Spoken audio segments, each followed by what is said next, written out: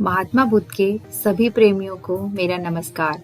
अगर आपने अभी तक इस चैनल को सब्सक्राइब नहीं किया है तो प्लीज़ अभी सब्सक्राइब कर लीजिए, क्योंकि इस चैनल का मुख्य उद्देश्य आपको महात्मा बुद्ध से जुड़े तथ्यों से अवगत कराना और उनकी कहानियों के माध्यम से आपके जीवन में प्रकाश लाना है।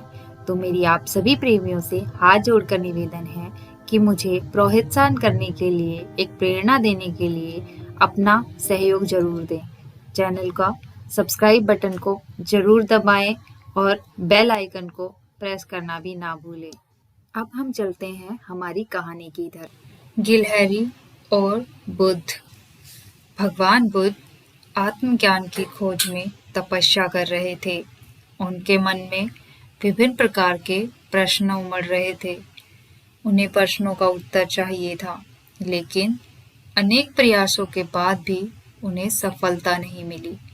वे आत्मज्ञान की प्राप्ति के लिए कठोर तपस्या करने लगे, अनेक कष्ट सहन किए, कई स्थानों की यात्राएं की, परंतु जो समाधान उन्हें चाहिए था वह उन्हें नहीं मिला। एक दिन उनके मन में कुछ निराशा का संचार हुआ। सोचने लगे, धन, माया, मोह और संसार की समस्त वस्तुओं का भी त्याग कर दिया, फिर भी आत्मज्ञान की प्राप्ति नहीं हुई। क्या मैं कभी आत्मज्ञान प्राप्त कर सकूंगा? मुझे आगे क्या करना चाहिए? इसी प्रकार के अनेक प्रश्न बुद्ध के मन में उठ रहे थे। तपस्या में सफलता की कोई किरण दिखाई नहीं दे रही थी। इधर बुद्ध ने प्रयासों में कोई कमी नहीं छोड़ी थी। वे उदास मन से इन्हीं प्रश्नों का मंथन कर रहे थे। इसी दौरान उन्हें प्यास लगी।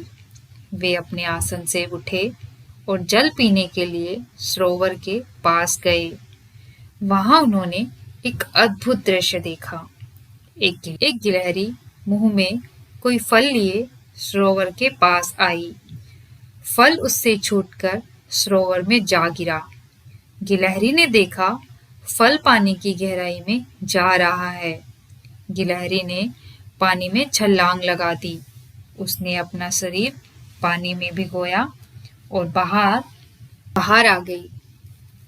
बाहर आकर उसने अपने शरीर पर लगा पानी झाड़ दिया और पुनः सरोवर में कूद गई। उसने यह क्रम जारी रखा। वह बार बार पानी में कूद जाती और बाहर आकर पानी झाड़ देती। बुद्ध उसे देख रहे थे, लेकिन गिलहरी इस बात से अनजान थी। वह लगातार अपने काम में जुटी रही। बुद्ध सोचने लगे, यह कैसी गिलहरी है? सरोवर का जल यह कभी नहीं सुखा पाएगी। लेकिन इसने हिम्मत नहीं हारी। यह पूरी शक्ति लगाकर सरोवर को खाली करने में जुटी है। अचानक बुद्ध के मन में एक विचार का उदय हुआ। यह तो गिलहरी है, फिर भी अपने लक्ष्य को प्राप्त करने में जुटी है। मैं तो मनुष्य हूँ। आत्मज्ञान के प्राप्त करना नहीं हुआ तो मन में निराश के भाव आने लगे। मैं पुनः तपस्या में जुट जाऊंगा। इस प्रकार महात्मा बुद्ध ने गिलहरी से भी शिक्षा प्राप्त की और तपस्या में जुट गए। एक दिन उन्हें आत्मज्ञान प्राप्त हो ही गया और वे भगवान बुद्ध बन गए।